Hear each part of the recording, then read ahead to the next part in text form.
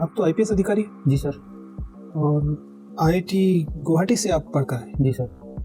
फिलहाल जो मुख्य समाचार असम से आ रहे हैं, एक आईपीएस अधिकारी होने के नाते आप हमारे लिए उनका कुछ विश्लेषण कर सकते होंगे। जी सर। मुझे बताइए कि यदि एक देश के दो राज्य की पुलिस एक दूसरे पर हथियारों के साथ बाकायदा हमला करते हैं, जी सर। और वैसी स्थितियां पैदा हों जैसे कि असम और मिजोरम के बीच हुई है, जी सर। तो फिर यह इस देश की जो राज व्यवस्था है उसके बारे में क्या बताता है और उस देश की पुलिस व्यवस्था के बारे में क्या बताता है? सर जहाँ तक मैंने न्यूज़ में सुना है उसमें असम और मिजोरम में सर काफ़ी समय से जो सीमा विवाद चल रहा था। असम और मिजोरम इस देश के दो राज्य हैं, जी उनके सर। बीच में क्या सीमा विवाद होगा? कोई मानेगा ये जिला इसमें, ये गाँव उसमें, इससे क्या फर्क पड़ेगा?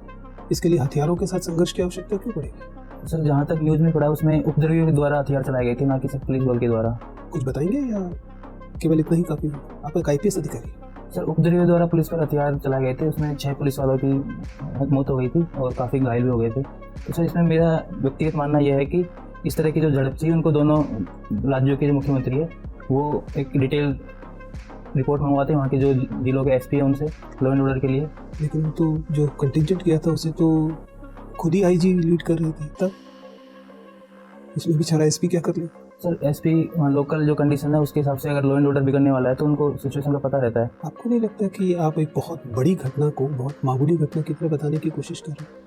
यदि देश के दो राज्य बाकायदा सेना पुलिस के साथ एक दूसरे पर हथियारों के साथ हमला करते हैं, तो अगर यही धारा 356 के लिए पर्याप्त आधार नहीं है तो फिर धारा 356 सजाने के लिए? सर मुझे इस बारे में ज़्यादा जानकारी नहीं है। मैं